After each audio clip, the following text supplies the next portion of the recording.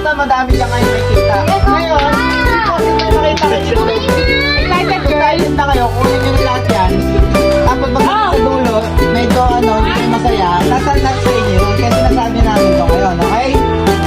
Ngayon, hindi ito pabilisan. Hindi pabilisan yung... Ay! Hindi ito pabilisan. Bilisan dito.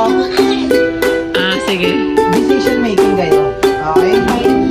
At siyempre, meron lang po yan, nakita ang itlog, meron lang po kayong 10 seconds. 10 seconds po, kukunin nyo o hindi. Kasi kung ang tagal nyo dyan, babalikan nyo pa yan, o kaya ang tagal nyo pumili, abutin tayo ng exam. Okay, naiintindihan nyo? Okay, sige, doon na kayo na. At!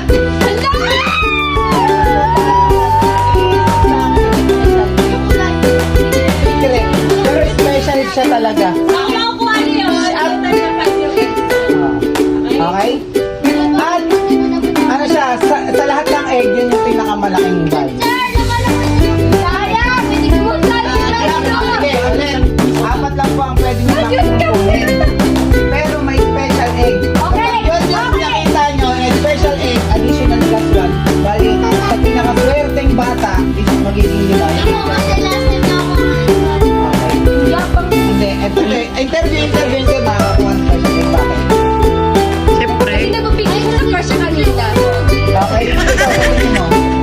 Hindi ka, ikaw sabihin mo ate. Sabihin mo, ito makakuha ng special egg.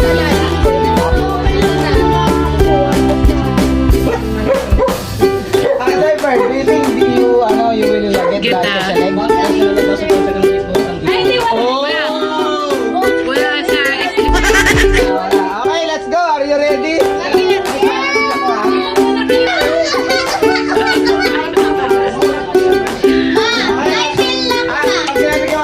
I feel lucky.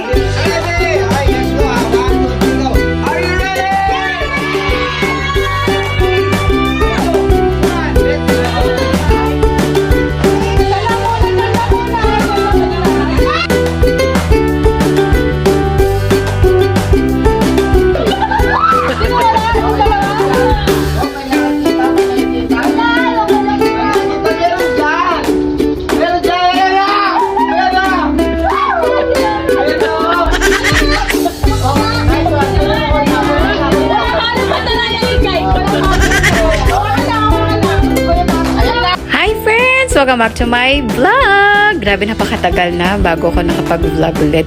So, hindi ko na nga alam kung pang ilang Easter egg hunting na namin to.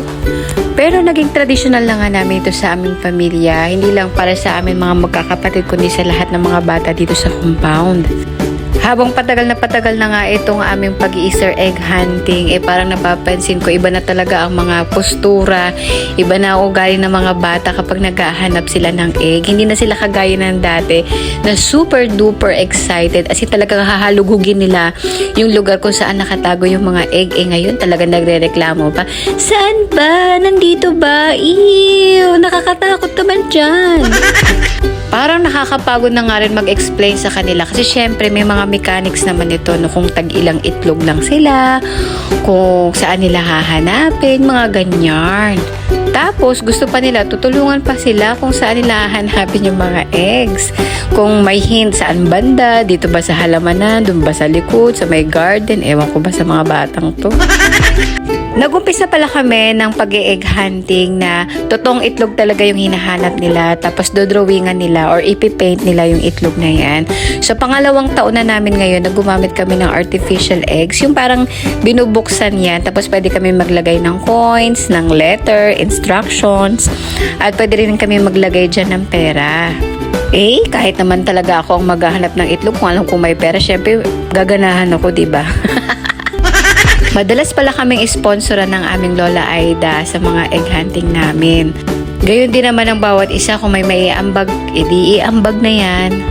Pero hindi naman ganun kalakihan kagaya nung nakaraang taon yung papremyo doon sa makakuha ng special egg. So, ang instruction nga nito, dapat bawat isa sa kanila ay tiga-4 lamang na itlog, including yung aking Miko. At meron ditong tinatawag na special egg na naglalaman ng mas malaking premyo or mas malaking halaga na pera. At ang nakahanap nga ng itlog na to or special egg na to ay si Enzo. Pero may challenge pa yan, di ba? Ngayon, ang ano dito, ang tanong dito, paano mo siya nahanap? Ano yung, paano yung parang sign or something na feeling o nakatilit nila may ade ito baba. Hindi, ibig sabihin lang, hindi isa yun yung kahit ako pag ganyan ko nini. So ngayon parang nagkaroon siya na idea na siguro alam niya, parang nandun. Tapos si Zia, kanina pa nandun. Parang ganun nga ang ano, no? O ngayon, hindi, ngayon, meron na sa loob niyan. So gusto na, kahit ako hindi ko alam si Tita Nick lang nakakalam niya. Pwede mo, hindi mo rin alam. Ngayon buksan mo loob. Okay, sige yun mo, okay. Ay, baka magkano, grabe. Wow. May sinunod na dikit sa Wow, 50-50. Yan. Okay, may pang... Grabe. Pasahin mo.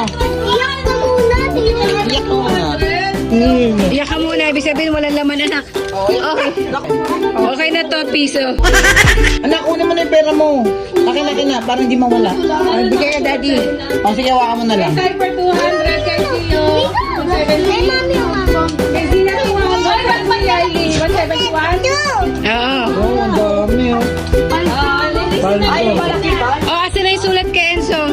Eto na, babasahin na yung sulat ko. So, yan lamang po ang ganap namin ngayong Easter egg hunting namin ngayong taon and enjoy the rest of the videos po. Bye-bye! Ingat po kayo! Basahin para rin. You have found the special egg. If you found it, go find Tito Yabi and claim your prize. Before you claim your prize, it comes with a taste. Prepare yourself. Good luck.